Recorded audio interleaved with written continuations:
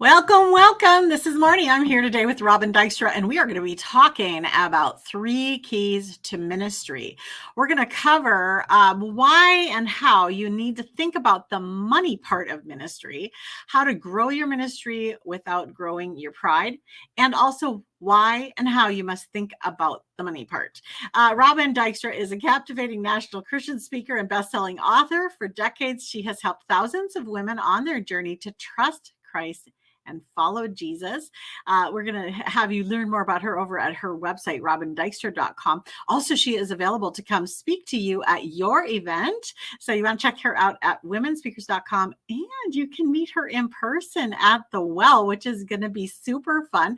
I'm so excited to have you here with us, Robyn. Welcome, welcome. It's always so great to be with you. You are the funnest person I know. And I know that's not a real word, so don't email me. Okay. I had a friend who went elephanting, and I thought that's a great word. I love that word, elephanting. There you go. You just make them up as you go along. You kind of do. Yeah, we have way too much fun together, but it's all good. It's all good fun, and I think that when we have Jesus not being a fun person, we don't understand him, because he was a lot of fun. He was. Yeah. I mean, who wouldn't want to be called out, walk on water? Yeah. Come on, it's fun. Or raising the dead, wrecking funerals and saving weddings. That's Jesus. Right. Yeah, that's right. That's right. We're going to talk about growing ministries here for a couple minutes. You and I both have ministries that God really, it was like we knew, supposed to do this. And I guess for me, that's kind of the key is God calling you to it, or is this just an idea that you had on your own? Yeah, it's so true. A lot of times you and I both coach other speakers and as well as speaking at events. And I often hear, well, I just really feel like God is calling me. And I say, well, what is he calling you to do? Because there's a lot of different callings. You could teach a Bible study. You could meet with one woman, mentor her, and that would be discipleship at its finest. Yes. So if we can't figure out what God is calling us to do, how do we figure out what God is calling us to do? And the easiest way to do that is just ask him, just pray and ask him. Yeah. What I find too is after you find out for sure, God is calling me to speak, to tell his story through my story, through his teaching or through his word or whatever. It's scary. I mean, can we just be honest? The mindset about putting yourself out there. Do I really want to be that vulnerable? And if you finally get to the point where you say, sure, yes, God, send me, then the voices in your head get really loud. The enemy says, you're too old. It's too late. You don't know anything. You don't know anybody. That was my experience. I spent my whole adult life raising kids and launching husbands and teaching little girl, I call them little girls, young mamas, how to be a wife and be a mom. And suddenly my house got real quiet around, I don't know, I think it was a speed limit birthday, maybe 55. And all of a sudden there weren't any kids in my house to manage, and my husband was doing really well, and Bible study was going well, but I just felt like, now what do I do with these pieces of my life? What am I? And I was kind of whiny about it, to be honest. Like, everybody else gets their turn. I want a turn. And the Lord said, what do you want to do? Like he does. He in Mark 10 and in Matthew something, I wrote it down, 20, he says, what do you want? And I, very timidly said, well, I want to be a speaker. And he said, well, okay, you can do that. Here we go. And now what?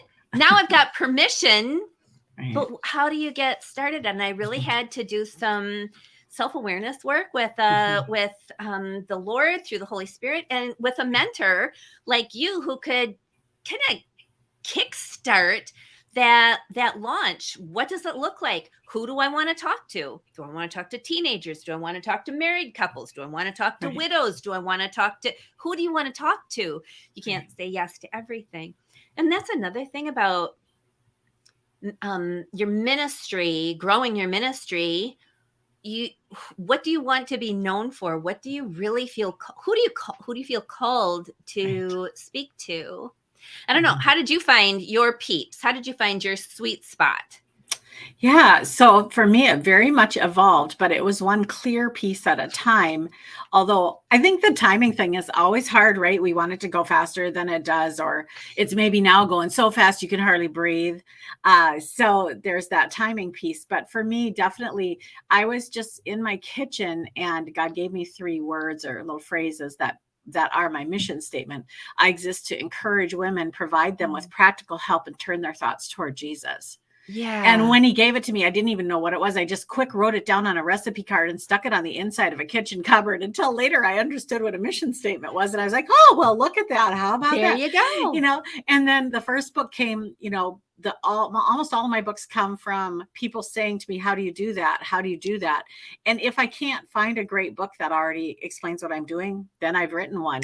And so Yeah. 13 books later, I'm still just kind of answering the call that God has on my life. And I think that that's kind of the first key to the ministry growth is you have to actually know what God is calling you to do. Mm, And you don't have to know every detail. And in fact, I would say that it never turns out the way you think, as far as it never is going to look exactly like what I expected it to look like. But all I need to know is the next step. And in order to right. know the next step, I need to kind of know a direction, just a Yeah. direction to go, right? Right. So for your ministry to go, you actually have to start moving. I think that's the first thing. Exactly. One thing that might help girls who are just not really sure about what women who really feel called to the ministry but don't really know is I ask some of my coaching clients to picture if you could have 1 hour a week with someone, what would you spend that time talking about? And Mm, what would they know at the end of a year? And mm. that's usually a Wow, really good, I mean, they can they're a great picture, question. Yeah. I'd want to spend time with these 2 or 3 girls. And at Mhm, the end of this time, what I would want them to know is, and mhm. that's a great way to figure out what your niche or Yeah. your sweet spot in ministry would be. It's kind of going back to your avatar again. Who is it? Yeah. How is it? Like if you're going to be a speaker, are you going to be a Yeah. writer, or are you going to open a pregnancy center, or whatever. Yep. Whatever your ministry idea is that God's putting in your heart. The first thing is to know what it is, and then we want to move on to the money part, because this can totally overwhelm our I remember the day, this is a long time ago now, that God put in my heart, if you would pray for souls as much as you pray for money, Marnie, your ministry would be Ooh. radically different. Yeah. But the money was such a, it was always a thing, Yeah. but he's so faithful. He is. He is. We get so wrapped up in how am I gonna make this, when Yes. really if we trust God Yeah. and not be foolish. I mean, I'm not gonna jump off a cliff. He could save me. It's not Right. likely, but how can I say yes to speaking opportunities, even if they Mhm. don't Right. pay all that well, knowing that I'm going to get blessed in some other way? True story. Just last week, I drove, Dave and I'm in full time ministry with my hubs. We drove down to Florida from Michigan, and we had been invited to speak at a conference grounds, a Christian conference grounds. And it was for, I think, like $200. Now, it's a long way It's a from long Grand trip. Rapids, Michigan to the middle of Florida. And when we had some other speaking events on the way. So it was a piggyback thing. But we actually ended up staying an extra couple of days to speak at this event. Long story short, when I got there, she said, "Oh, I'm sorry about the miscommunication. We don't pay travel expenses unless you fly." So that meant All of I it. paid the hotels, the meals, the mileage, all of it to get a $200 speaking honorarium.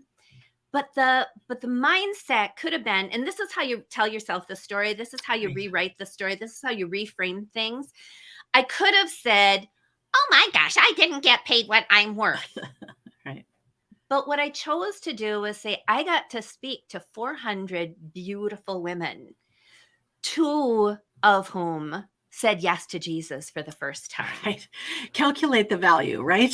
Right. Yeah. Dozens more made another step towards him. They quit doing the shopping, or they made some kind of forward progress in their spiritual walk. And when I got home, there was a check in the mail, just a random donor who had been reading my devotionals online every week for I don't know how long, and said, I just really wanted to bless you. And it was that check was way more than I could have negotiated for mileage and travel and so forth. And I'm not saying God always pays you back. The blessing is his presence. The blessing is being able to see two women spend eternity in heaven instead, and partnering with him in the work that we do. I mean, he could have saved those two chicks without me being there, but he invited me in to the work that he was doing. And I'm telling you, nothing better than that. Yeah, absolutely. Absolutely. Yeah. I say yes to Jesus every single time. That doesn't mean you say yes to everything at all. You don't, you can't. Right. Exactly. So get real clear about how you know when God's calling you to a different point. And you know what, this time has gone so fast. We just have like 4 more minutes. Okay. But this is an important piece to growing the ministry, is the humility piece. It is. It really is. And you got to take the performance out of the ministry. When the only time stage fright is real. I get it. You're burdened with a big responsibility. You're going to represent Jesus Christ when you get up on a stage. But if you think all I have to do is listen to what he puts in my head and then spit it out of my mouth, the pressure is off. Right. I'm not supposed to save anybody. I'm not supposed to change anybody. I'm just supposed to deliver the message that he gave me so that he can do the work. Yeah. Take the performance off of yourself and just spit out the words that he gave you for those women. Yes. And it will go so much better. That's not to say you don't train, right? That's not to say you don't train. You got to go to conferences. You got to buy the books. You got to hire the coaches. I mean, it is. You got to get good at this in order to be effective. But that's a whole different thing, I guess.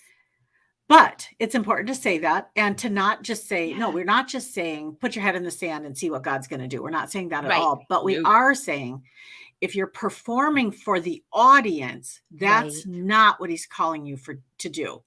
If you're actually performing for an audience of one and you're just looking for only one thing, not how did I do, but did I let you flow through? If that's your main and only focus, you'll be just fine. Exactly. Even if they don't love you, you'll be just fine. That's You'll so be true. Just fine. Yeah. A really good indicator, I know we're short on time. One good indicator is when people come up and they go, "Oh, you're so good." I will always say, "What was so good about it? What happened with you that made you want to come and tell me that?" Yeah. Because it's obviously not, we're not looking for compliments and praise. We're looking for transformation. It's always about the heart. It is. So even when people say, "Oh, you're so good," say, what was so good about that for you? What happened with you today? Right. It's just continually focusing our hearts and our thoughts and the attention back on Jesus Christ and letting him just use us however he chooses. Whoop, whoop. Grow your ministry. We just encourage you to get really clear with God what he's calling you to do. Let him take care of the money, and then be bold and say what he tells you to say, do what he tells you to do. Robyn, so fun. So you guys want to check out Robyn's website, robyndykstra.com. She's also available to speak at your upcoming events, and she's a riot. So you want to have her over womenspeakers.com. You can learn more about that, and come meet us at the Well Conference. See you at thewell.net coming right up here. Robyn, thanks, my darling. My pleasure, always. And thanks you guys for being here. Have a wonderful rest of your day. Bye-bye.